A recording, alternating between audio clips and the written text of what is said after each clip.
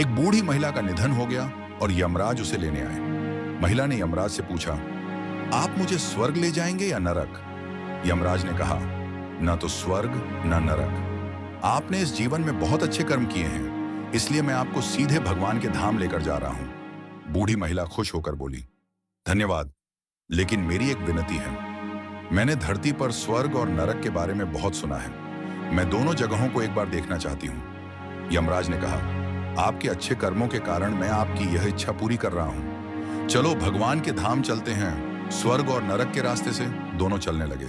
सबसे पहले वे नरक पहुंचे। नरक में बूढ़ी महिला ने लोगों को जोर जोर से रोते हुए सुना। वहां सभी लोग कमजोर और बीमार दिख रहे थे। महिला ने एक व्यक्ति से पूछा, आप सबकी ये हालत क्यों है? उस व्यक्ति ने कहा, ये कैसी हालत होगी? यहाँ आने के बाद से आज तक हमने एक दिन भी खाना नहीं खाया। हमारी आत्मा भूख से तड़प रही है। महिला की नजर एक विशाल बर्तन पर पड़ी, जो वहां के लोगों की ऊंचाई से लगभग 300 फीट ऊंचा था। उस बर्तन के ऊपर एक बड़ी चम्मच लटकी हुई थी। उस बर्तन से एक अद्भुत खुशबू आ रही थी। महिला ने उस आदमी से पूछा, इस बर्तन में क्या है? आदमी ने निराशा से कहा, इस बर्तन में हमेशा से बहुत स्वादिष्ट खीर भरी रहती है। महिला ने आश्चर्य से पूछा, क्या इसमें खीर है? तो फिर आप लोग इस खीर को पेट भर क्यों नहीं खाते?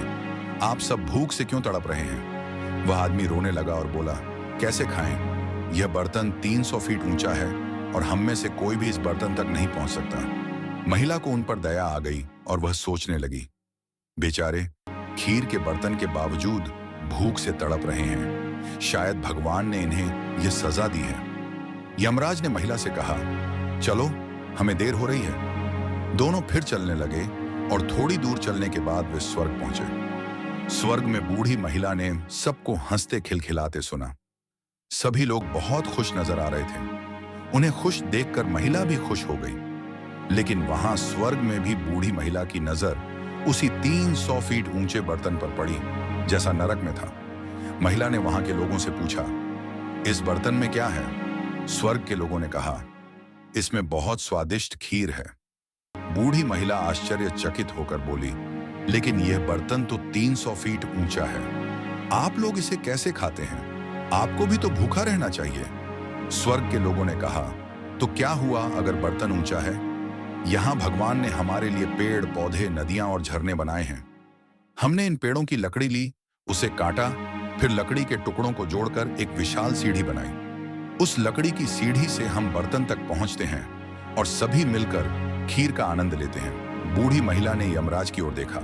यमराज मुस्कुराए और बोले, भगवान ने स्वर्ग और नरक इंसानों को सौंप दिया है। इंसान चाहे तो अपने लिए नरक बना ले, चाहे तो स्वर्ग। भगवान ने सभी को समान परिस्थितियां दी हैं। उनके लिए उनके सभी बच्चे एक समान हैं। वह किसी के साथ भेदभाव नहीं करते। नरक में भी पेड़ पौधे थे, लेकिन वहां के लोग आलसी हैं। वे चाहते हैं कि खीर उनके हाथ में आए। वे कोई काम नहीं करना चाहते, कोई मेहनत नहीं करना चाहते, इसलिए वे भूख से तड़प रहे हैं। क्योंकि यह इस संसार का नियम है, जो मेहनत करेगा वही मीठे फल का आनंद उठाएगा।